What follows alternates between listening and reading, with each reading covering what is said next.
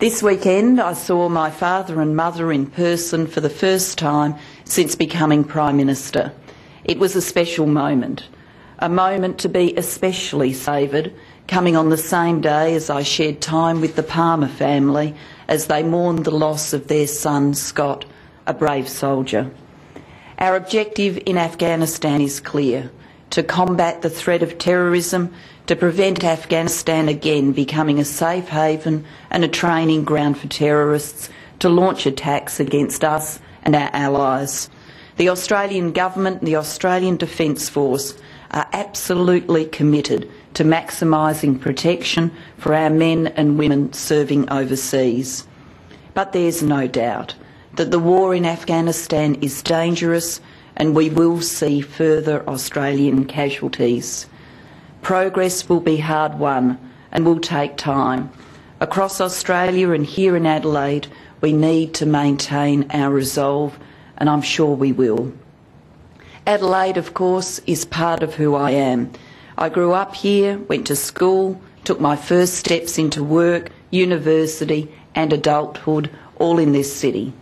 And whether it's memories of the fruit trees in our backyard, playing at Brownhill Creek, being taught to knit by the elderly women who lived at Sunset Lodge, the aged care institution where my mother worked, whether it's memories of my favourite teacher, Mr. Crow, correcting my grammar at primary school, my recollections of this place and its people are good. I arrived here, aged 4, the guest of a generous nation. This country and this city, along with my parents, my sister, my teachers and my friends, form my outlook, my character, my philosophy and my political purpose. Today I want to use this occasion to tell you a little more about how I came to this moment in time, about my beliefs and how I intend to put them into practice as Prime Minister. I mentioned my parents just now, and many of you will feel like you know them, given they've recently become TV stars.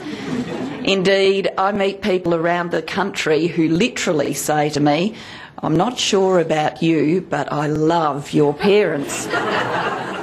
I'm standing before you today because they took a very brave decision to come here to migrate to this country in 1966. Originally bound for Melbourne, they met and befriended a Welsh couple on board the ship that brought us to this country.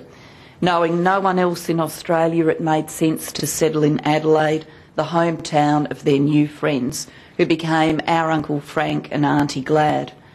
My parents' story is important because they and millions of others have helped make this country what it is today. It wasn't easy to leave their little Welsh town behind, just the way it wasn't easy for people from other countries like Greece and Italy and Vietnam to do the same and arrive at Pennington Migrant Hostel without family or friends to greet them and to carry their suitcases to the car. Being British, it was of course easier for them than others. They spoke English, although I guess you could say they spoke it with a strange accent. Some would say I have a strange accent still. But without higher education, obtaining even their moderate level of prosperity involved a lot of hard work. For my mother, it meant cooking and scrubbing pots in a Salvation Army aged care home. And for my father, it meant demanding work and frequent night shifts as a psychiatric nurse. Their experiences instilled in me my clear beliefs about the importance and value of work, beliefs I hold to this day. As the daughter of these two fine people, I know what it's like to have a dad who has to work 2 jobs and a mum who has to do the afternoon shift to buy a home and educate their children. My father's 2 jobs helped me secure 2 university degrees, and I'll never forget the sacrifices he and my mother made. And I say to all those parents doing the same thing right now, whether it's paying the mortgage, the bills, the school fees, the expenses, I understand your sacrifices and I will do my best as Prime Minister to ease your burden. My parents thrived in this egalitarian country with its larrikin embrace of informality because they're egalitarian by instinct. They embraced the sense of opportunity and community they found in Australia, and a sense of future possibilities for their children that Australia so clearly offered them. They've always taught me that everyone is equal and worthy of respect. It's wrong to view yourself as better than the person who waits on you in a restaurant. It's also wrong to believe that you should defer to anyone simply by dint of them having a title, occupation or background different from your own. I was a shy child who, through the nurture of my family, found the sense of self to face the world with confidence, to look others in the eye and greet them with a firm shake of the hand. Though my parents never had the chance to go to university, they are to this day avid readers, and my father is given to quoting poetry at the dinner table and sometimes to newspaper reporters who ring the house. We hear a lot today from commentators that Australians can be sliced and diced into separate tribes with different values, tastes and ambitions based on how long they stayed in education and where they live. These commentators divide us into elites, aspirationals and rednecks, and they presume that they can predict the views we have and how we vote. Driven by my own family background, I consider this an insult.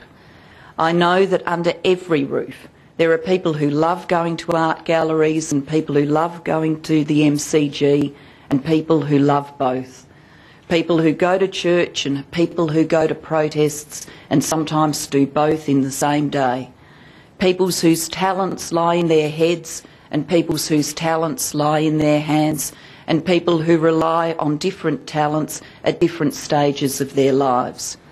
It's true that there are ignorant and intolerant people in every society, but the overwhelming majority of Australians are far more thoughtful and tolerant than the critics imagine.